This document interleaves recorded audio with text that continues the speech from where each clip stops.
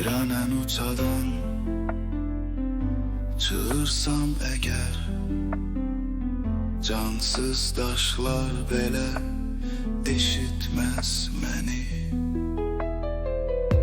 Ne şaxta, ne boran, ne çovğun, ne qar, sənin qədər heç nə üşütmez məni.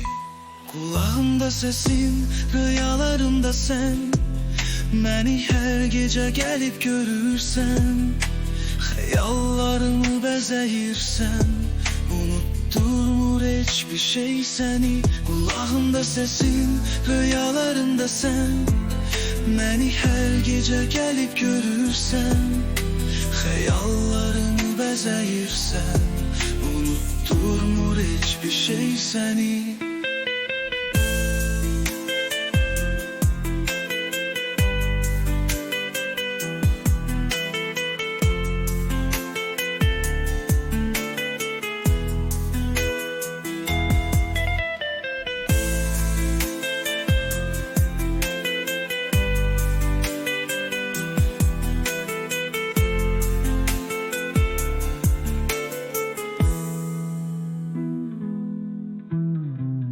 Sözlerin damlalar, kalbin buluttu, kalbinden kalbime damlalar indi.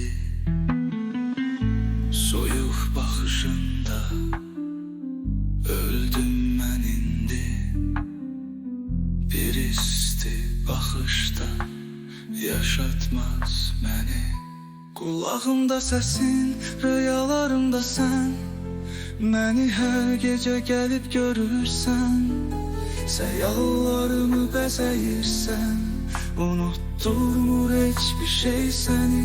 Kulağımda sesin, rüyalarımda sen, məni hər gecə gəlib görürsən, xəyallarımı bəzəyirsən, unutturmur heç bir şey səni.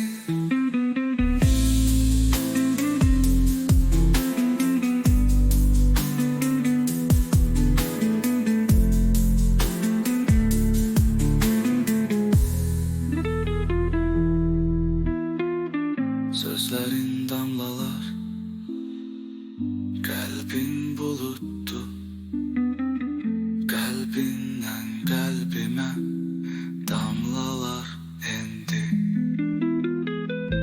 Soyuq baxışında